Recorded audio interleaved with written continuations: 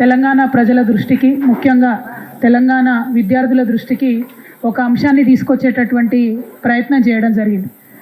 అదేంటంటే తెలంగాణ రాష్ట్రంలో అనేకమైనటువంటి ప్రభుత్వ ఉద్యోగాలలో ఆడబిడ్డలకు అన్యాయం జరగకుండా ఉండడానికి మనము బీఆర్ఎస్ ప్రభుత్వంలో కేసీఆర్ గారు ఇచ్చినటువంటి జీవోను, అదేవిధంగా కేసీఆర్ గారు కోర్టులో కొట్లాడుతున్నటువంటి కేసుని ఇప్పుడున్నటువంటి కాంగ్రెస్ ప్రభుత్వం వెనక్కి తీసుకొని కొత్త జీవో ఇచ్చి మహిళలకు తీరని అన్యాయం చేస్తుంది అని చెప్పి మాకున్నటువంటి ఒక భయాందోళనను మేము వ్యక్తం చేయడం జరిగింది. ఆనాడు కాంగ్రెస్ వాళ్ళు చాలామంది మాట్లాడుకుంటూ తప్పుతో పట్టిస్తూ ఉన్నారు, అటువంటి నష్టం కూడా మహిళలకు జరగదు అనేటటువంటి అంశాన్ని వాళ్ళు చెప్పారు.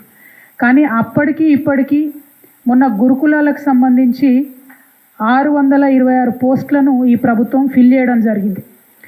ఈ ప్రభుత్వం ఫిల్ చేసినటువంటి 626 పోస్టులు ఇవి ముందే కేసీఆర్ గారు ఉన్నప్పుడే నోటిఫికేషన్ వేసి పరీక్ష అయిపోయి రిజల్ట్ వచ్చినటువంటి దాన్ని కొత్త జీవో ప్రకారం ఇప్పుడు నింపడం జరిగింది.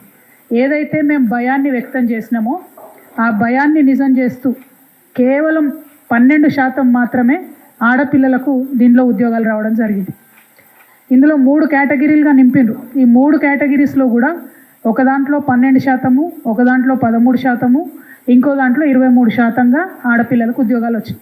అంటే స్పిరిట్ ఆఫ్ రిజర్వేషన్ అయితే అని ఏదైతే మనం చెప్తామో కనీసం 33% ఆడవాళ్ళకి జాబ్లలో అవకాశాలు ఇవ్వాలని చెప్పి ఏదైతే ప్రయత్నం మనం చేసినామో ఆ ప్రయత్నాన్ని మొత్తంగా కూడా తుంగలోకి దొక్కుతూ ఇప్పుడున్నటువంటి ప్రభుత్వం 2 జీవోలను రద్దు చేస్తూ, జీవో నంబర్ 41, జీవో 56 రద్దు చేస్తూ ఇప్పుడు జీవో 3 ఇచ్చినారు. ఆ జీవో 3 ప్రకారం జరుగుతున్నటువంటి అన్యాయం మేము ఏదైతే జరుగుతుందని భయపడ్డామో అది ఇవాళ నిజం కావడం నిజంగా కూడా దురదృష్టకరం. చాలామంది ఆడపిల్లలకి అన్యాయం జరుగుతూ ఉంది. మగపిల్లలతో సమానంగా ఇంకా మగపిల్లల కన్నా ఎక్కువ కష్టపడుతూ ఒక పక్క కుటుంబ భారాన్ని మోస్తూ పిల్లల్ని చూసుకుంటూ అనేక ఇబ్బందులు పడుతూ పోటీ పరీక్షలు తట్టుకొని మెరిట్లో వచ్చినటువంటి ఆడపిల్లలకు కూడా ఉద్యోగాలు రాకుండా అన్యాయం జరుగుతున్న విషయాన్ని మరొకసారి తెలంగాణ ప్రజల ముందుకి తీసుకొని రావడం జరుగుతూ ఉంది. ఈ ప్రభుత్వాన్ని మేము డిమాండ్ చేస్తూ ఉన్నాం, ముఖ్యమంత్రి రేవంత్ రెడ్డి గారిని డిమాండ్ చేస్తూ ఉన్నాం, మీరు తక్షణమే జీవో 3ని రద్దు చేయండి. ఇది పోటీ పరీక్షలు రాసేటటువంటి ఆడపిల్లలందరికీ కూడా, ప్రభుత్వ ఉద్యోగాల్లో చేరాలనుకునే ఆడపిల్లలందరికీ కూడా అన్యాయం చేస్తున్నటువంటి జీవో కాబట్టి జీవో 3ని తక్షణమే మీరు రద్దు చేయాలని చెప్పి మేము డిమాండ్ చేస్తూ ఉన్నాం. ఈ నెల మార్చ్ ప్రపంచవ్యాప్తంగా ఆడబిడ్డలందరూ కూడా ఎన్నో ఉద్యమాలు చేసి మహిళా హక్కుల్ని కాపాడుకున్నారని చెప్పి ఇంటర్నేషనల్ వేదికగా ఇంటర్నేషనల్ లెవెల్లో జరిగేటటువంటి మార్చి 8 మహిళా దినోత్సవం ఈ మంత్లో ఉంటుంది. నిజంగా ఆ రోజు సంబరాలు చేసుకుంటాం మేమందరం లేడీస్ ఎప్పుడు.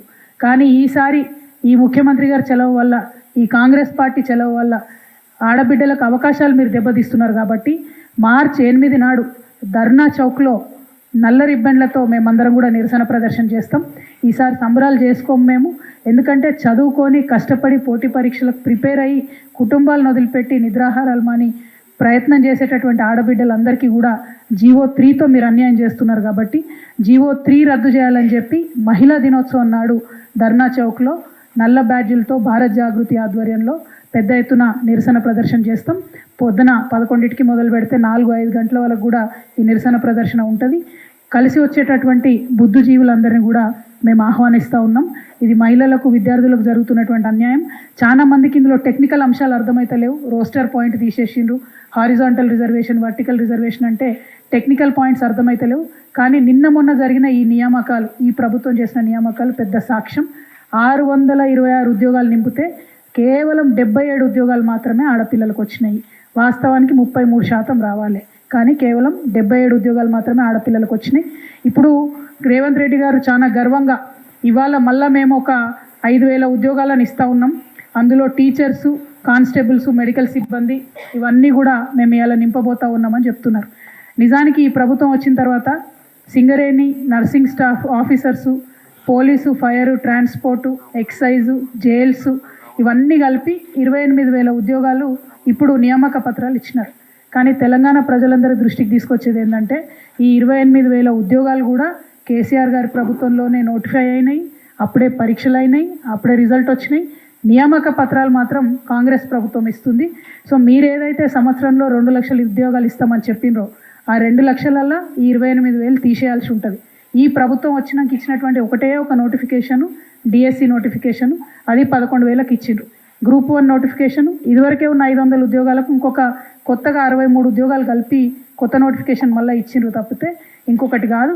కానీ ఈ జీవో 3 రద్దు చేయకుండా మీరు డిఎస్సి నోటిఫికేషన్ ఇచ్చినా, గ్రూప్ 1 నోటిఫికేషన్ ఇచ్చినా ఆడపిల్లలకు అన్యాయం జరుగుతుంది. కాబట్టి ముందు జీవో 3ని రద్దు చేసి నోటిఫికేషన్లు ఇవ్వాల్సిందిగా ఈ ప్రభుత్వాన్ని మేము డిమాండ్ చేస్తూ ఉన్నాం. అట్లనే ఇప్పుడు గురుకుల దాదాపు 6,000 పైగా పోస్టులు ఉన్నాయి. దాన్ని అసెండింగ్ ఆర్డర్లో నింపుతూ ఉన్నారు. దానివల్ల చాలా తీవ్రమైనటువంటి నష్టం జరుగుతుంది. ఒకటే అభ్యర్థికి 2-3 ఉద్యోగాలు వచ్చినటువంటి నేపథ్యంలో ఆ అభ్యర్థులు ఉద్యోగాల్ని వదులుకోవడం అంటే రిలింక్విష్మెంట్ అనేటటువంటి అంశాన్ని ముందుకు తీసుకొస్తే చాలా మందికి న్యాయం జరుగుతుంది. ఆ అంశాన్ని ముందుకు తీసుకెళ్లవలసిందిగా నేను ప్రభుత్వాన్ని డిమాండ్ చేస్తూ ఉన్నాను.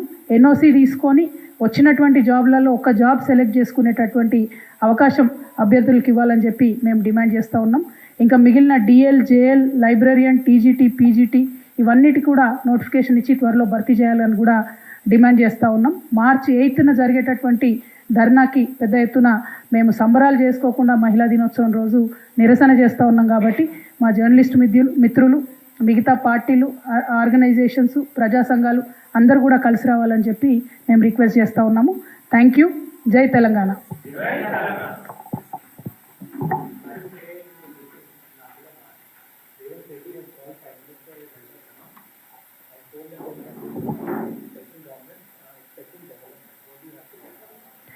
Well, this, Honorable Chief Minister calling Honorable Prime Minister elder brother is a very good practice. But unfortunately, this elder brother has given nothing to Telangana. There was 0 rupees given to the budget in Telangana, and that time the Chief Minister never reacted, Telangana Chief Minister.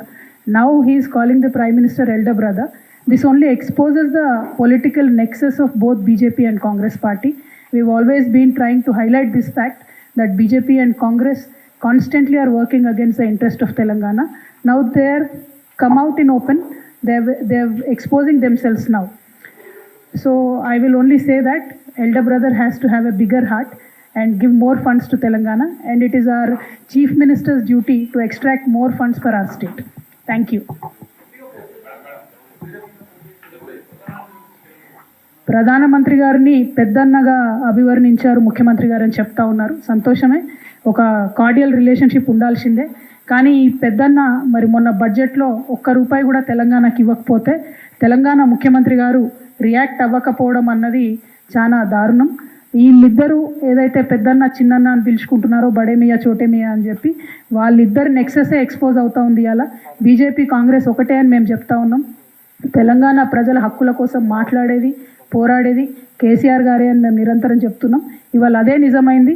₹1 అయినటువంటి ఆయన మీకు పెద్దన్న ఎట్లయితాడో, తెలంగాణ ప్రజల మీద ఆలోచన చేయనటువంటి వ్యక్తి మీకు పెద్దన్న ఎట్లయితాడో మీరు తెలంగాణ ప్రజలకు చెప్పాల్సిందిగా ముఖ్యమంత్రి గారిని మేము డిమాండ్ చేస్తూ ఉన్నాం.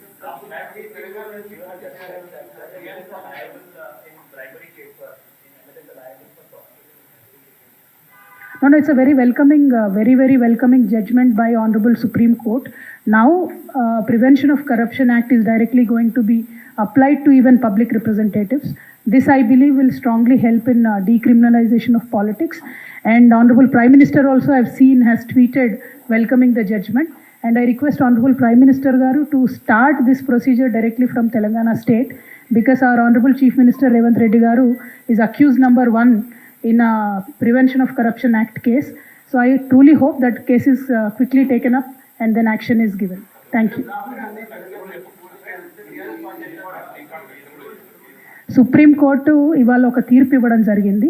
ఆ తీర్పు ఏంటంటే, ఏదైతే ప్రివెన్షన్ ఆఫ్ కరప్షన్ యాక్ట్ ఉంటుందో అది ప్రజాప్రతినిధులకు వర్తిస్తుందా వర్తించదా అనేటటువంటి అంశం మీద ప్రజాప్రతినిధులకు కూడా ఇది వర్తిస్తుంది అని చెప్పి సుప్రీంకోర్టు తీర్పు ఇచ్చింది. దాన్ని ప్రధానమంత్రి గారు ఇందాకనే ట్విట్టర్లో స్వాగతించినారు.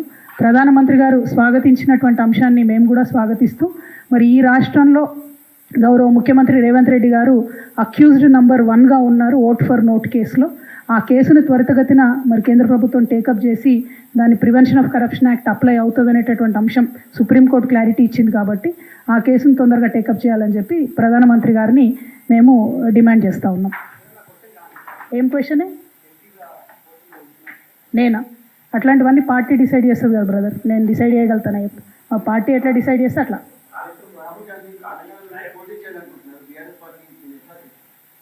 ఇప్పుడు మన రాష్ట్రంలో ఎట్లయిపోయిందంటే సోనియమ్మను ప్లీజ్ చేయడానికి, సోనియమ్మ గారిని మన సంతోష పెట్టడానికి తెలంగాణ తల్లిని తీసేసి రాజీవ్ గాంధీ విగ్రహం పెట్టడము, సోనియమ్మను బలిదేవత అని పిలిచినటువంటి వాళ్ళే వాళ్ళ కుటుంబ సభ్యులను తెలంగాణ నుంచి పోటీ చేయాలని ఆహ్వానించడము, ఇవన్నీ కేవలం రాజకీయంగా కొత్తగా ముఖ్యమంత్రి అయినటువంటి వ్యక్తి వాళ్ళ బాస్లను ఇంప్రెస్ చేసుకోవడానికి చేస్తున్నటువంటి అంశం.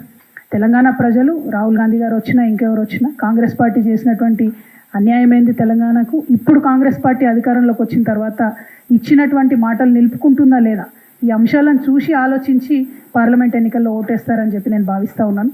రాహుల్ గాంధీ గారు వస్తే వెల్కమ్.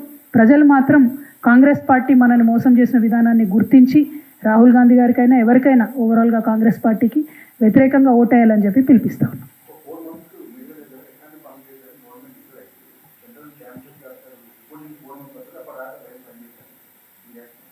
అంటే ప్రధానంగా ఇవాళ కాళేశ్వరం అనేటటువంటి అంశాన్ని ముందుకు తీసుకొచ్చి తెలంగాణ రైతాంగాన్ని ఎండబెడుతున్నటువంటి ప్రభుత్వం కాంగ్రెస్ ప్రభుత్వం. మేము దాన్ని తీవ్రంగా నిరసిస్తూ ఉన్నాం. ఏదైనా మిస్టేక్ ఉంటే దానికి ఇమీడియట్గా చర్యలు తీసుకొని పంట పొలాలు ఎండిపోకుండా నీళ్ళు ఇవ్వాల్సినటువంటి బాధ్యత ప్రభుత్వానికి. నీళ్ళు ఇచ్చేటటువంటి ఆస్కారం ఉన్న మా నిజామాబాద్ లాంటి జిల్లాలోకి ఇమీడియట్గా నీళ్ళు ఇచ్చేటటువంటి ఆస్కారం ఉన్నా నీళ్ళు ఇవ్వకుండా పంటలు ఎండబెడుతున్నటువంటి ప్రభుత్వ వైఖరిని మాత్రం మేము నిరసిస్తూ ఉన్నాం. ఖచ్చితంగా అన్యాయం జరిగి ఉంటే, అక్రమాలు జరిగి ఉంటే, అవినీతి జరిగి ఉంటే you're more than welcome to do enquiry అని కేసీఆర్ గారి దగ్గర నుంచి మొదలు పెడితే మా పార్టీ అగ్రనాయకత్వం అంతా కూడా చెప్తానే ఉంది. కానీ అది వంక చూపించి రైతులకు నీళ్ళు ఇవ్వకపోవడం మాత్రం ఇది కాంగ్రెస్ పార్టీ మూటగట్టుకుంటున్నటువంటి పాపం. ఈసారి పోయేటటువంటి పంట మొత్తం కూడా కాంగ్రెస్ పార్టీ పేరు మీదనే రైతుల కన్నీళ్ళు, రైతుల ఉసురు తప్పకుండా కాంగ్రెస్ పార్టీకి తగులుతుందని చెప్పి ఈ సందర్భంగా నేను తెలియజేస్తూ ఉన్నాను. నేనేమంటున్నా బ్రదర్ అంటే టెక్నికల్ అంశాలు ఇంజనీర్లకు వదిలిపెడదాము, అందులో అవినీతి విచారణ అంశాలు విచారణ సంస్థలకు వదిలిపెడతాం. కానీ తక్షణం చేయాల్సినటువంటి అంశం రైతులకు నీళ్ళు ఇవ్వాలి. ఇవ్వగలిగే అవకాశం ఉంది. కేసీఆర్ గారు ఇచ్చి చూపించింది ఇన్ని రోజులు. వీళ్ళు ఏం చెప్తున్నారు, అప్పుడెప్పుడో పాడైందన్నారు. కానీ పోయినసారి పంట ఎండబెట్టిరా కేసీఆర్ గారు? ఎండబెట్టలే కదా. వీళ్ళ ప్రయారిటీ కేసీఆర్ గారిని బదనాం చేయడం తప్పితే రైతులకు నీళ్ళు ఇవ్వడం కాదు. సో మేము చేసే డిమాండ్ ఏంటంటే మీరు రైతులకు ఫస్ట్ నీళ్ళు ఇవ్వండి. ఇచ్చిన తర్వాత విచారణ చేసుకుంటారా, డ్యామ్ రిపేర్ చేసుకుంటారా, అది నిపుణులు చెప్పినటువంటి అంశాలను బట్టి పాటించండి. కానీ ముందు రైతులకు నీళ్ళు ఇవ్వండి. ఇవ్వగలిగి ఉండి రైతులకు నీళ్ళు ఇవ్వకపోవడం అది కేసీఆర్ మీద కక్ష సాధింపు కాదు, అది ప్రజల మీద కక్ష సాధింపు అవుతుంది. ఆ విషయం ఈ ప్రభుత్వం గుర్తించాలని చెప్పి మేము డిమాండ్ చేస్తాం.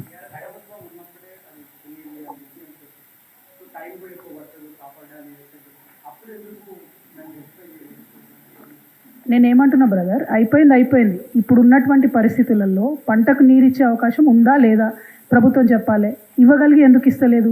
పొలాలు ఎండిపోతుంటే కనబడతలేవా? నిజామాబాద్లో పెద్ద ఎత్తున కాంగ్రెస్ పార్టీకి ప్రజలు ఓటేసిండ్రు. ఇవాళ మా నిజామాబాద్ జిల్లా రైతాంగానికి నీళ్ళు వస్తలేవు, నీళ్ళు ఇడిచే ఆస్కారం ఉండి వస్తలేవు. నిన్న మా ప్రశాంత్ అన్న అక్కడ మాట్లాడిండు ఖచ్చితంగా నీళ్ళు ఇవ్వాలని చెప్పి. ఇవాళ మేము కూడా డిమాండ్ చేస్తూ ఉన్నాం. అట్లా మా జిల్లాలాగా అన్ని జిల్లాలలో రైతులకు కూడా పంటలు ఎండిపోయే పరిస్థితి ఉంది. నీళ్ళు ఇచ్చే ఆస్కారం ఉండి ఇవ్వకపోవడం అది కేసీఆర్ మీద కక్ష సాధింపు కాదు, రైతుల మీద కక్ష సాధింపు అవుతుంది. కాంగ్రెస్ పార్టీ ఈ వైఖరిని విడనాడాలి. ముఖ్యమంత్రి గారు కక్ష సాధింపు వైఖరిని విడనాడి ఆడబిడ్డల కోసం జీవో 3ని రద్దు చేయాలి, రైతన్నల కోసం వెంటనే నీళ్లు విడుదల చేయాలని చెప్పి డిమాండ్ చేస్తూ ఉన్నాం. Thank you. జై తెలంగాణ.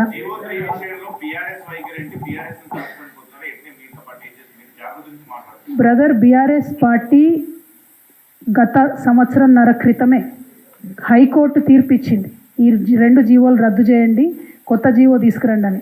కానీ దానికి వ్యతిరేకంగా ఆడబిడ్డలకు 33% రిజర్వేషన్ కాపాడాలని చెప్పి కేసీఆర్ గారు నిర్ణయం తీసుకొని ఆనాడు కేసీఆర్ గారు ప్రభుత్వం హైకోర్టులో కేసు వేసింది. మేము ఇది ఫాలో అవ్వము, vertical reservation, horizontal reservation with roster ఉండాల్సిందే మహిళలకు అని చెప్పి మనం బీఆర్ఎస్ పార్టీ నుండి కేసు వేసినాం. సో బీఆర్ఎస్ పార్టీ వైఖరి సుస్పష్టం. ఆ వేసినటువంటి కేసునే ఈ కాంగ్రెస్ పార్టీ మళ్ళీ విత్డ్రా చేసుకొని ఆడబిడ్డల నోట్లో మట్టి కొడతా ఉంది. ఈ వైఖరిని నిరసిస్తూ ఉన్నాం. జీవో 3ని రేవంత్ రెడ్డి గారు వెంటనే రద్దు చేయాలని చెప్పి డిమాండ్ చేస్తూ ఉన్నాం.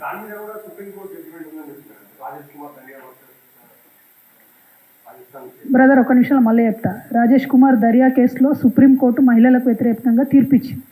ఇచ్చినటువంటి దాంట్లో హైకోర్టులో మళ్ళీ కొంతమంది ఇక్కడ ఉన్నటువంటి మగపిల్లలు ఈ కేసుని మీరు ఈ మొత్తం సుప్రీంకోర్టు తీర్పుని మన రాష్ట్రంలో అప్లై చేయాలని చెప్పి వెళ్ళడం జరిగింది. వాళ్ళు వెళ్ళినప్పుడు కేసీఆర్ గారి ప్రభుత్వం నిరసించింది. లేదు, మా రాష్ట్రంలో మేము మహిళలకు అన్యాయం చేయము అని చెప్పి రీఅపీల్ వేయడం జరిగింది. కానీ కాంగ్రెస్ పార్టీ వచ్చిన తర్వాత రేవంత్ రెడ్డి గారు హడావుడిగా ఏదో ఉద్యోగాలు ప్రకటన చేయాలి, మేము విద్యార్థుల్ని మభ్యపెట్టాలనే ఉద్దేశంతో ఆడబిడ్డలకు తీరని అన్యాయం చేస్తూ కేసీఆర్ గారు వేసినటువంటి ఆ కేసును వెనక్కి తీసుకోవడం జరిగింది. వెనక్కి తీసుకున్నారు కాబట్టి పాత 2 జీవోలు రద్దయి కొత్తగా జీవో 3 అనేది వచ్చింది. ఆ జీవో 3 ఏం చెప్తుందంటే ఉమెన్కి సపరేట్ రిజిస్ట్రేషన్ ఎక్కడ లేదు, ట్యాగ్ లేదు. దాంతో నిన్న ఇచ్చినటువంటి 626 గురుకుల పోస్టులలో కూడా కేవలం 77 అంటే 12% మాత్రమే ఆడపిల్లలకు వచ్చినాయి ఉద్యోగాలు. యాక్చువల్గా 33 మినిమం రావాలి, దాని పైచిలకు రావాలి, కానీ 33% కూడా రాకుండా మహిళలకు అన్యాయం చేస్తూ ఉన్నారు. కాబట్టి ఈ జీవో 3 తక్షణమే రద్దు చేయాలని చెప్పి మేము డిమాండ్ చేస్తాం.